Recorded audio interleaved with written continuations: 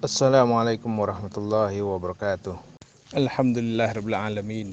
Wassalatu wassalamu ala Rasulillah wa ala alihi wa ashabihi Rasulillah ajmain.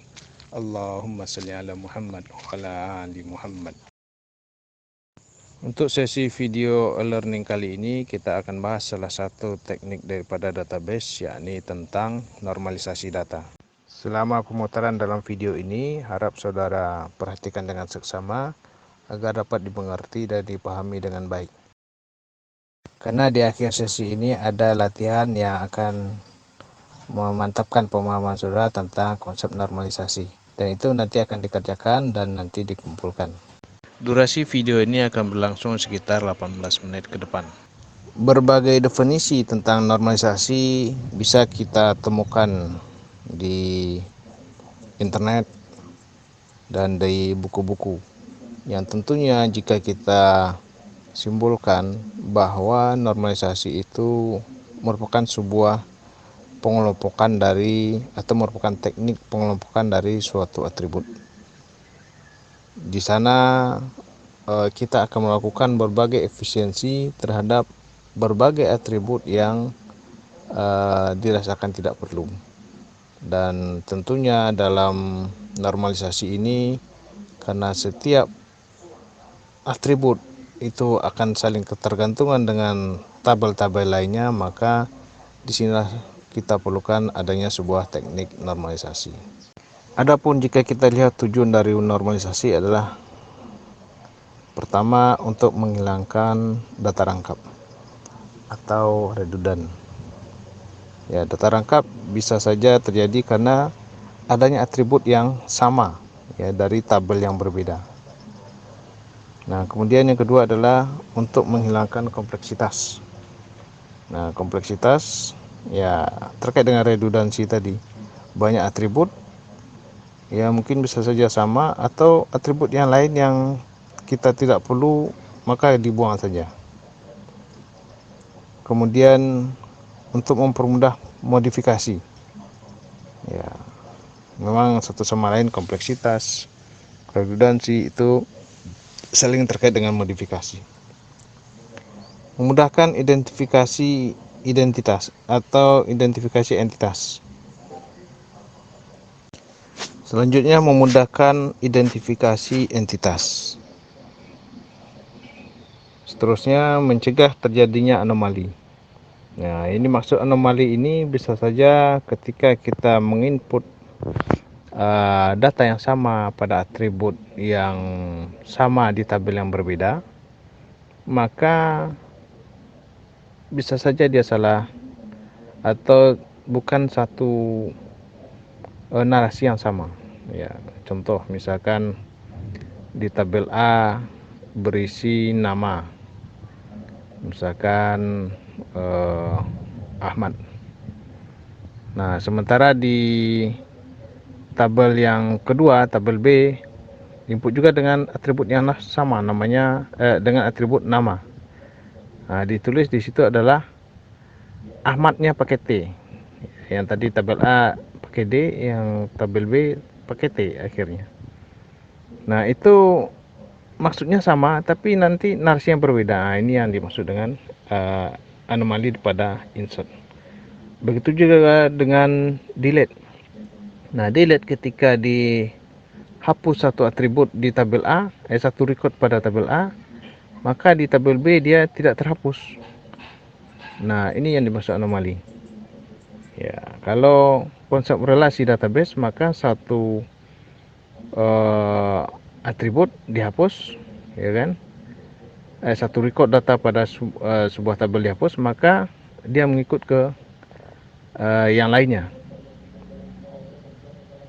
Nah, yang saya maksud di sini adalah setiap tabel yang berrelasi, ya jika masternya dihapus, seharusnya transaksinya juga ikut terhapus. Nah, sama hal juga dengan update. Jika satu file diupdate, maka yang lainnya juga ikut diupdate.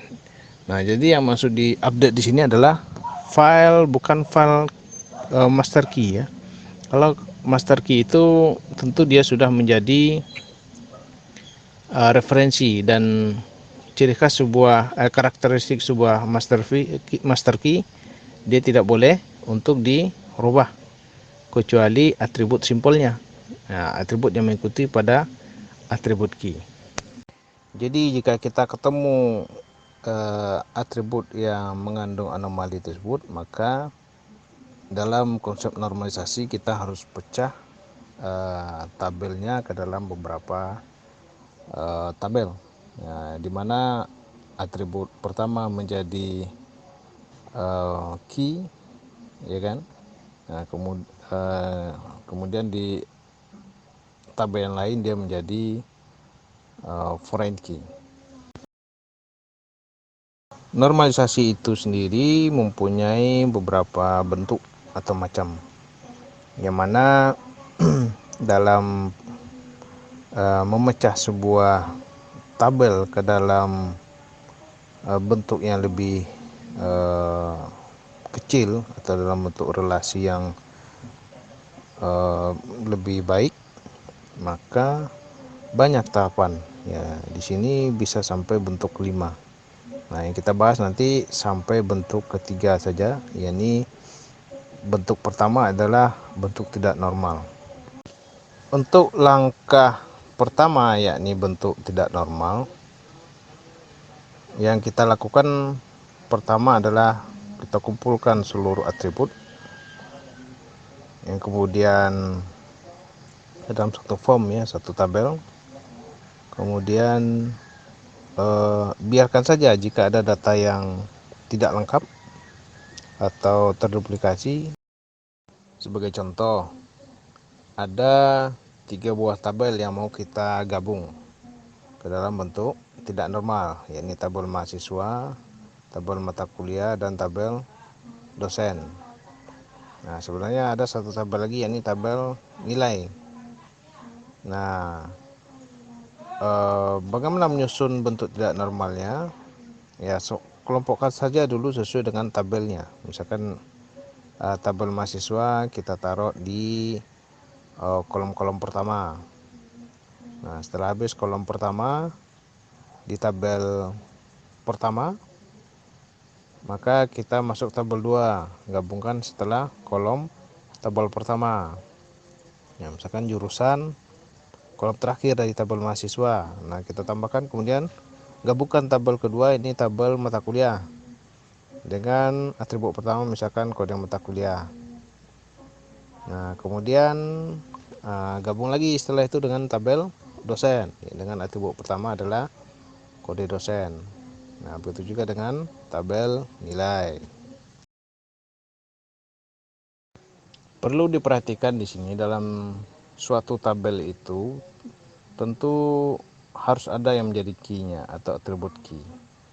Nah, atribut key ini biasa dijadikan sebagai referensi dari atribut non key. Misalkan contoh NIM. NIM adalah atribut key. Atribut key ini dia menjadi atribut yang bersifat unik. Nah, tidak boleh sama antara satu record dengan record lainnya. Nah, atribut ini harus ada di setiap tabel. Ya, bisa dia terdiri dari satu atribut key atau bisa lebih. Nah, di dalam database terkait atribut ini, maka ada istilah dependensi atau ketergantungan terhadap sebuah atribut. Ya, dependensi ini ada 2, yakni dependensi secara fungsi dan dependensi secara transitif.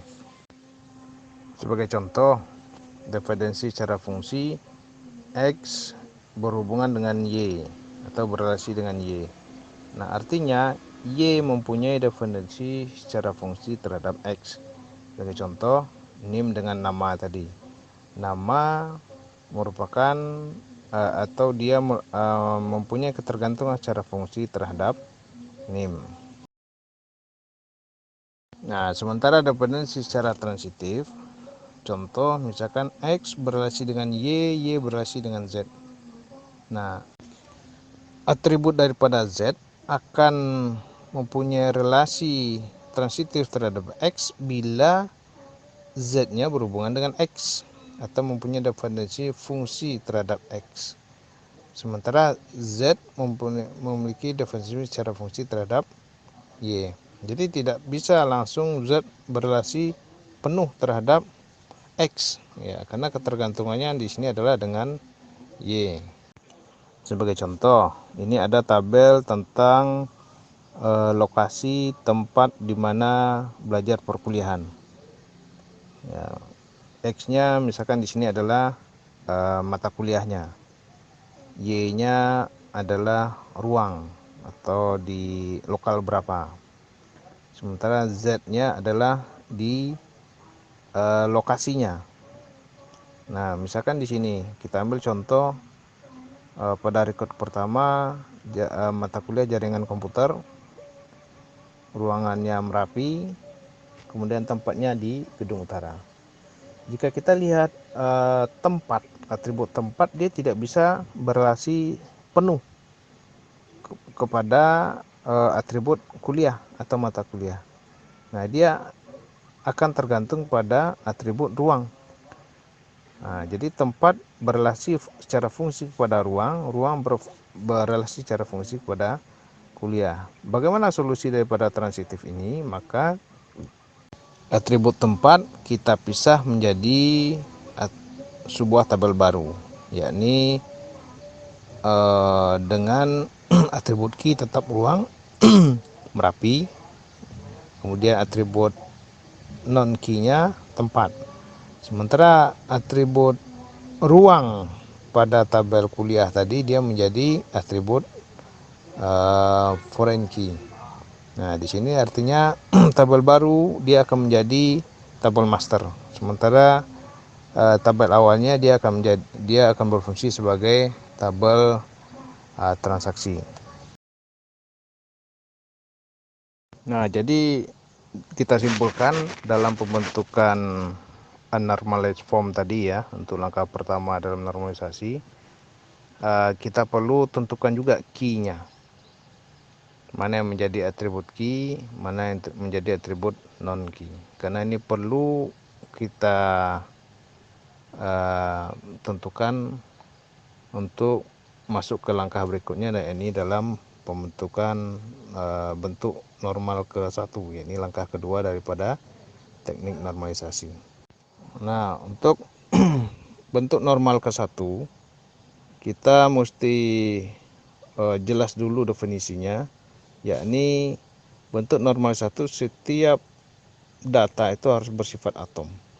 Artinya satu atribut satu definisi atau satu nilai.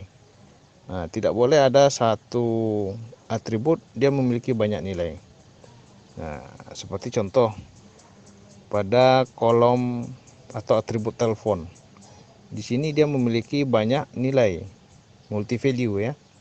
Nah, maka sebagai solusinya dalam bentuk normal ke-1 itu kita jadikan dia record baru. Nah, sehingga berapa banyak nilai value-nya pada atribut telepon itu kita jadikan dia record baru. Contoh untuk record pertama, ya kan, nomor teleponnya ada 2, yakni 3517261 dan 3520165. Kita jadikan dia 2 record. Jadi intinya dalam bentuk normal ke-1, setiap nilai daripada data ataupun atribut harus bersifat atom atau nilai yang paling kecil. Jika ditemukan data yang multi value tadi, maka itu harus dikembalikan ke bentuk yang paling kecil. Itu ya kesimpulan untuk bentuk normal ke-1. Bentuk normalisasi berikutnya adalah bentuk normal kedua, ya, dimana di sini syaratnya adalah sudah terpenuhinya bentuk normal ke-1 dan atribut yang bukan key sudah berbentuk pada atribut key. Nah, tadi kan sudah bahas tentang dependensi secara fungsi. Sebagai contoh bentuk normal kedua, tadi di bentuk normal ke-1 kita sudah lakukan pemecahan atribut ke dalam bentuk atomik atau bentuk yang kecil. ya, sekecil-kecilnya sehingga tidak dapat diuraikan lagi. Di bentuk normal kedua ini, jika atribut non key-nya sudah bergantung pada atribut key-nya, kita juga bisa melakukan pemecahan. Ya, artinya jika atribut kode mata kuliah, nama mata kuliah sudah bisa dipecah pada tabel mata kuliah, sudah bisa kita lakukan pemecahan. Nah, intinya pada bentuk normal kedua, maka sudah ada dependensi secara fungsinya. Dan dependensi transitif juga bisa terbentuk di bentuk normal kedua. Berikutnya kita masuk ke bentuk normal ketiga, yakni di sini kita akan mencari bentuk atau dependensi transitif dari bentuk normal kedua. Nah, di sini kita lihat tabel kuliah, yakni atributnya kode mata kuliah, nama mata kuliah, kode dosen, dan nama dosen. Nah, sini kita lihat atribut yang dependensi secara transitif terhadap atribut X-nya atau atribut key-nya adalah nama dosen. Ya, nama dosen tentu di sini atribut dependensinya ya, dia mempunyai hubungan dependensi terhadap atribut kode dosen, bukan terhadap kode mata kuliah.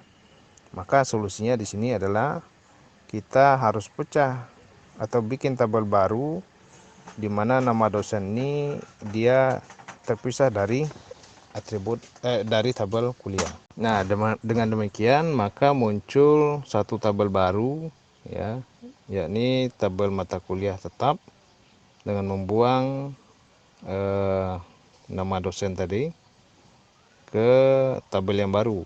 Nah, tabel baru kita beri nama tabel dosen, jadi dengan atribut kode dosen dan nama dosen. Kode dosen pada tabel dosen menjadi primary key, sementara kode dosen pada tabel mata kuliah menjadi foreign key. Nah, inilah bentuk normal ketiga, yakni mencari hubungan transitif di setiap atribut dalam tabel jika ada. Jika tidak ada, maka pemecahan tabel cukup hanya file bentuk kedua atau second normalized form. Baik, demikian pembahasan singkat kita tentang teknik normalisasi. Untuk selanjutnya, silakan saudara perhatikan latihan yang ada dan lanjutkan dengan tugas yang sudah ada di akhir slide ini. Jika ada hal yang belum dipahami dengan baik, mari kita diskusikan di dalam forum. Baik, sampai sini pembahasan materi kali ini. Saya tutup dengan Assalamualaikum warahmatullahi wabarakatuh.